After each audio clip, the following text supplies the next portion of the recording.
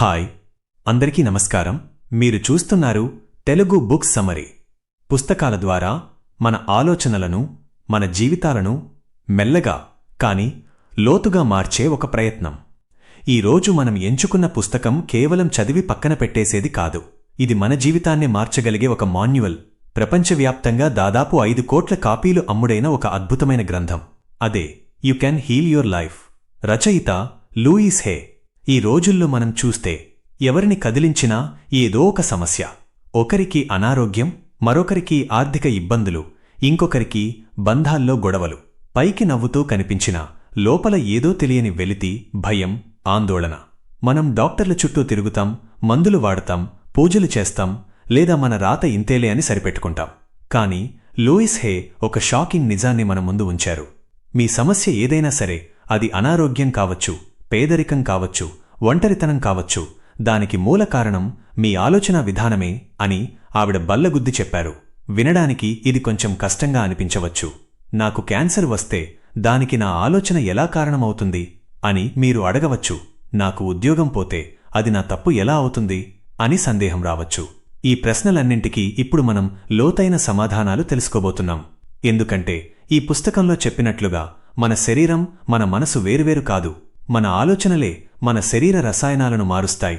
ముందుగా రచయిత గురించి మనం ఖచ్చితంగా మాట్లాడుకోవాలి. ఎందుకంటే ఆమె ఈ పుస్తకాన్ని ఏదో ఏసీ గదిలో కూర్చుని రాయలేదు. నరకం లాంటి జీవితాన్ని అనుభవించి దాన్ని స్వర్గంగా మార్చుకుని రాసింది. లూయిస్ హే చిన్నతనం చాలా దారుణంగా గడిచింది.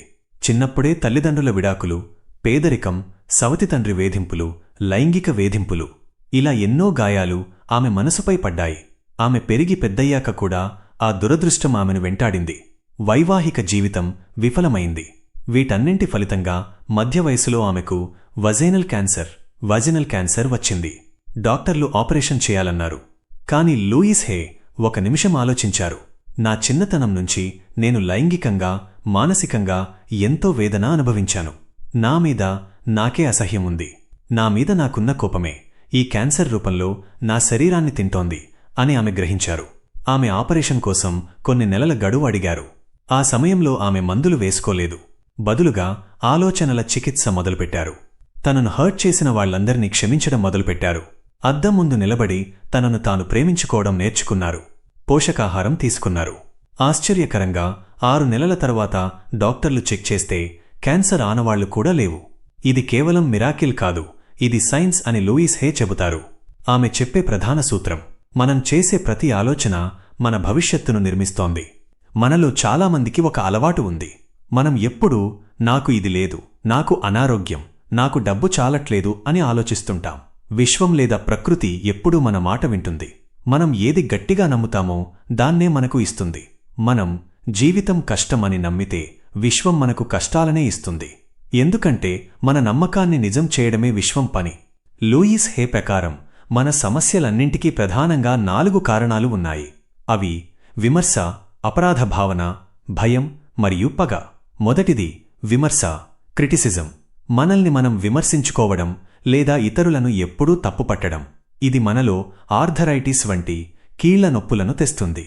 రెండవది అపరాధ భావన, గిల్ట్. నేను తప్పు చేశాను, నేను శిక్షకు అర్హుడిని అనే భావన. గిల్ట్ ఎప్పుడూ శిక్షనే వెతుకుతుంది. అది ప్రమాదాల రూపంలోనో, నొప్పుల రూపంలోనో రావచ్చు. మూడవది భయం, ఫియర్.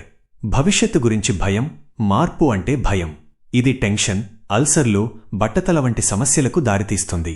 ఇక నాలుగవది అన్నింటికంటే ప్రమాదకరమైనది పగ లేదా ద్వేషం, రిజెంట్మెంట్. పాత పగలను మనసులో దాచుకోవటం వల్ల అది మన శరీరాన్ని లోపలి నుంచి తినేస్తుంది. లూయిస్ హే చెబుతారు, దీర్ఘకాలంగా దాచుకున్న ద్వేషమే క్యాన్సర్గా మారుతుంది. లూయిస్ హే ఈ పుస్తకంలో ఒక అద్భుతమైన లిస్ట్ ఇచ్చారు. ఏ శారీరక సమస్యకు ఏ ఆలోచన కారణమో ఆమె వివరించారు. కొన్ని ఉదాహరణలు చూద్దాం. తలనొప్పి గురించి ఆలోచిద్దాం. ఇది మనల్ని మనం తక్కువ చేసుకోవడం వల్ల వస్తుంది. ఎప్పుడైతే మిమ్మల్ని మీరు తప్పుపట్టడం మానేసి క్షమించుకుంటారో తలనొప్పి తగ్గుతుంది. అలాగే గొంతు సమస్యలు, థ్రోట్ ప్రాబ్లమ్స్. గొంతు అనేది మన భావాలను వ్యక్తీకరించే మార్గం. మన అభిప్రాయాన్ని మనం చెప్పలేకపోవడం, కోపాన్ని మింగేయడం, నేను మాట్లాడలేకపోతున్నాను అనే భయం గొంతు నొప్పిగా మారుతుంది. థైరాయిడ్ సమస్య కూడా దీనికి సంబంధించిందే. నా జీవితాన్ని నేను ఎప్పుడు జీవిస్తాను అనే అసహనమే థైరాయిడ్ సమస్యలకు మూలమని లూయిస్ హే అంటారు. ఇక నడుము నొప్పి, బ్యాక్ పెయిన్. ఇది చాలా ఆసక్తికరంగా ఉంటుంది. వెన్నెముక మన శరీరానికి సపోర్ట్ ఇస్తుంది. అందుకే నడుము నొప్పి అంటే మనకు జీవితంలో సపోర్ట్ లేదని అర్థం. Lower back pain, lower back pain ఉంటే అది డబ్బు భయం, ఆర్థిక భద్రత లేదన్న భయం. అప్పర్ బ్యాక్ పెయిన్ ఉంటే ఎమోషనల్ సపోర్ట్ లేదన్న భావన. నన్ను ఎవరూ ప్రేమించట్లేదు, ఆదుకోవట్లేదు అనే బాధ అక్కడ నొప్పిగా మారుతుంది. మోకాళ్ల నొప్పులు, నీ ప్రాబ్లమ్స్. ఇది మన ఈగోకి సంబంధించింది. వంగడానికి ఇష్టపడకపోవడం, మొండితనం, గర్వం. ఇవి మోకాళ్ల నొప్పులుగా మారుతాయి. నేను ఎందుకు తగ్గాలి అనే మొండితనమే మోకాళ్లను బిగుసుకుపోయేలా చేస్తుంది. కడుపు సమస్యలు, స్టమక్ ఇష్యూస్. మన కడుపు ఆహారాన్ని జీర్ణం చేస్తుంది. అలాగే మన మనసు కొత్త విషయాలను, కొత్త అనుభవాలను జీర్ణం చేసుకోవాలి. ఎప్పుడైతే మనం కొత్త మార్పులను చూసి భయపడతామో, వాటిని జీర్ణించుకోలేకపోతామో, అప్పుడు గ్యాస్ట్రిక్ సమస్యలు, అల్సర్లు వస్తాయి. చూసారా, మన శరీరం మనతో ఎంత స్పష్టంగా మాట్లాడుతుందో. డాక్టర్ ఇచ్చే మందులు కేవలం లక్షణాలను తగ్గిస్తాయి, కానీ ఆ జబ్బుకు కారణమైన ఆలోచనను మారిస్తేనే శాశ్వత ఆరోగ్యం వస్తుంది. సరే, సమస్యలు తెలిసాయి. మరి వీటిని ఎలా మార్చుకోవాలి? లూయిస్ హే 3 బలమైన పద్ధతులను సూచిస్తారు. మొదటిది అంగీకారం మరియు వదిలివేయడం. మొదట మనం ఒక నిర్ణయం తీసుకోవాలి. నాకు ఈ సమస్య అవసరం లేదు, దీనికి కారణమైన ఆలోచనను వదిలేయడానికి నేను సిద్ధంగా ఉన్నాను అని గట్టిగా అనుకోవాలి. మన మెదడును ఒక ఇల్లులా భావించండి. ఇల్లు నిండా పాత చెత్త, దుమ్ము ఉంటే కొత్త వస్తువులు ఎక్కడ పెడతాం? అందుకే ముందు పాత నమ్మకాలను వదిలేయాలి. ఇక్కడ ఒక చిన్న ఎక్సర్సైజ్ చేయవచ్చు. గట్టిగా ఊపిరి పీల్చుకుని వదులుతూ, నేను నా పాత ఆలోచనలను వదిలేస్తున్నాను అని చెప్పండి. మనం ఇంటిని శుభ్రం చేసినప్పుడు చెత్తను ఎలా బయటపడేస్తామో, మన మెదడులో ఉన్న పాత నమ్మకాలను కూడా అలాగే పడేయాలి. రెండవది క్షమించడం, ఫర్గివ్నెస్. ఈ పుస్తకంలో అత్యంత కష్టమైన కానీ అత్యంత ముఖ్యమైన విషయమిది. లూయిస్ హే అంటారు, మీకు ఏదైనా సమస్య ఉంటే దాన్ని తగ్గించుకోవడానికి ముందుగా మీరు ఎవరినైతే అస్సలు క్షమించలేరో వారిని క్షమించాలి. చాలామంది అంటారు, వాళ్లు నాకు చేసింది చాలా పెద్ద ద్రోహం, నేను ఎలా క్షమించాలి? కాని గుర్తుపెట్టుకోండి, క్షమించడం అంటే వారు చేసిన తప్పును ఒప్పుకోవడం కాదు, వారు చేసింది కరెక్ట్ అని చెప్పడం కాదు. క్షమించడం అంటే ఆ పగ తాలూకు బరువును, ఆ విషాన్ని మీ మనసు నుంచి దించేయడం. మీరు పగను పట్టుకుని ఉంటే అది మిమ్మల్నే కాల్చేస్తుంది తప్ప వాళ్లను కాదు. ఒక చీకటి గదిలో కూర్చుని కళ్ళు మూసుకుని మిమ్మల్ని బాధపెట్టిన వ్యక్తిని ఊహించుకోండి. వారికి మంచి జరగాలని కోరుకోండి. నేను నిన్ను క్షమిస్తున్నాను, నిన్ను నీ దారిలో వెళ్లనిస్తున్నాను అని మనసులో చెప్పుకోండి. ఇది వినడానికి పిచ్చిగా అనిపించవచ్చు, కాని మీరు వారిని మనసులో నుంచి వదిలేసినప్పుడు ఆ ద్వేషం మీ కణాల నుంచి విడిపోతుంది. మీరు నిజమైన స్వేచ్ఛ పొందుతారు. అప్పుడే స్వస్థత మొదలవుతుంది. మూడవది అద్దం చికిత్స, మిర్రర్ వర్క్. ఇది లూయిస్ హే కనిపెట్టిన అత్యంత శక్తివంతమైన టెక్నిక్. మనం మన ముఖాన్ని అద్దంలో చూసుకుని ఎన్నో ఏళ్లవుతోంది, కాని ఎప్పుడైనా ప్రేమగా చూసుకున్నామా? చాలామంది అద్దంలో చూసుకోగానే, అయ్యో నా జుట్టు రాలిపోతోంది, మొటిమలు వచ్చాయి, నేను నల్లగా ఉన్నాను అని విమర్శించుకుంటారు. ఇది ఆపేయాలి. రోజూ ఉదయం లేవగానే లేదా మీకు సమయం దొరికినప్పుడల్లా ఒక అద్దం ముందు నిలబడండి. మీ కళ్ళలోకి మీరు సూటిగా చూసుకోండి. మీ పేరు పెట్టి పిలిచి ఇలా చెప్పండి, నేను నిన్ను ప్రేమిస్తున్నాను, నిన్ను ఉన్నది ఉన్నట్లుగా పూర్తిగా అంగీకరిస్తున్నాను. మొదటిసారి చేసినప్పుడు మీకు ఏడుపు రావచ్చు లేదా చాలా సిల్లీగా అనిపించవచ్చు. ఛీ, నా మొహం బాలేదు, నేను అబద్ధం చెప్తున్నాను అని అనిపించవచ్చు. కాని ఆపకండి.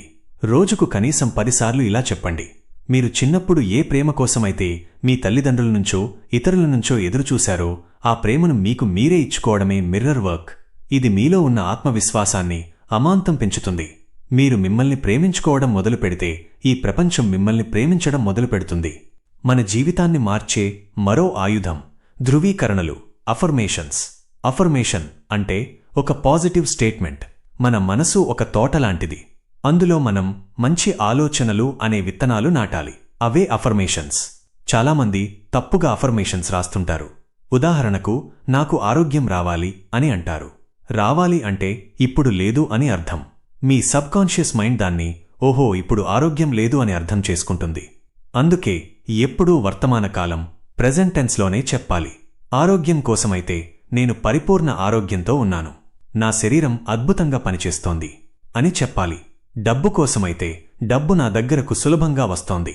నేను సంపదను ఆకర్షిస్తున్నాను. ఉద్యోగం కోసమైతే నాకు నా బాస్ అంటే ఇష్టం. నేను అద్భుతమైన వాతావరణంలో పనిచేస్తున్నాను.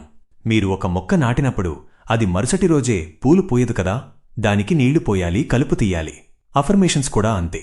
మీరు ఒక కొత్త ఆలోచనను నాటారు, పాత నెగిటివ్ ఆలోచనలు అనే కలుపు మొక్కలు వస్తూనే ఉంటాయి. నీ వల్ల కాదు, నువ్వు వేస్ట్ అనే ఆలోచనలు వస్తాయి. వాటిని పట్టించుకోకండి. లేదు, నేను మారుతున్నాను అని మీ పాజిటివ్ మాటలను రిపీట్ చేస్తూనే ఉండండి. ముఖ్యంగా షుడ్ చెయ్యాలి అనే పదాన్ని మీ డిక్షనరీ నుంచి తీసేయండి అని లూయిస్ హే చెబుతారు. ఐ షుడ్ డూ దిస్ అంటే మీరు ఏదో తప్పు చేస్తున్నారని, మీ మీద ఒత్తిడి పెంచుతున్నారని అర్థం. బదులుగా ఐ కుడ్ డూ దిస్, నేను ఇది చేయగలను అని వాడండి. ఇది మీకు స్వేచ్ఛనిస్తుంది. చివరగా ఈ పుస్తకం మనకు ఒక లోతైన సత్యాన్ని గుర్తు చేస్తుంది. All is well, everything is working out for my highest good. Out of this situation only good will come. I'm safe. అంతా మంచే జరుగుతోంది. ఈ పరిస్థితి నుంచి మంచే బయటకు వస్తుంది. నేను క్షేమంగా ఉన్నాను. మీ జీవితంలో ఇప్పుడు ఎలాంటి తుఫాను ఉన్నా సరే ఈ 4 వాక్యాలను మంత్రంలా జపించండి. గుర్తుపెట్టుకోండి, మిమ్మల్ని మీరు మార్చుకోవడానికి రేపో ఎల్లుండో ముహూర్తం పెట్టాల్సిన పనిలేదు. మీ పవర్ పాయింట్ ఎప్పుడూ ప్రెజెంట్ మూమెంట్, ఈ క్షణంలోనే ఉంటుంది. గతం గడిచిపోయింది, దాన్ని మనం మార్చలేం. భవిష్యత్తు ఇంకా రాలేదు. మన చేతిలో ఉన్నది ఈ క్షణం మాత్రమే. ఇప్పుడే, ఈ క్షణమే మీరు ఒక మంచి ఆలోచన చేస్తే మీ భవిష్యత్తు మారడం మొదలవుతుంది. మిమ్మల్ని మీరు విమర్శించుకోవడం ఆపేయండి. మిమ్మల్ని మీరు భయపెట్టడం మానేయండి. మీతో మీరొక చిన్న పిల్లాడితో మాట్లాడినట్లు ప్రేమగా మాట్లాడండి. ఎందుకంటే ఈ ప్రపంచంలో మీరు ప్రేమించాల్సిన మొట్టమొదటి వ్యక్తి మీరే. మీరు మారితే మీ ప్రపంచం మారుతుంది, మీ ఆరోగ్యం మారుతుంది, మీ బంధాలు మారుతాయి. ఇది లూయిస్ హే రాసిన you can heal your life పుస్తక సారాంశం. ఈ రోజు మీరు విన్న విషయాలు కేవలం వినడానికే పరిమితం చేయకండి. ఈ రోజు నుంచే మిర్రర్ వర్క్ మొదలుపెట్టండి. చిన్న చిన్న అఫర్మేషన్స్ ప్రాక్టీస్ చేయండి. ఫలితాలు మీకే ఆశ్చర్యం కలిగిస్తాయి. ఈ వీడియోలో చెప్పిన విషయాలు మీకు ఉపయోగపడతాయనిపిస్తే దయచేసి లైక్ చేయండి. మీ మిత్రులకు, కుటుంబ సభ్యులకు షేర్ చేయండి. ఎవరికి ఏ మాట ధైర్యాన్నిస్తుందో మనకు తెలియదు కదా.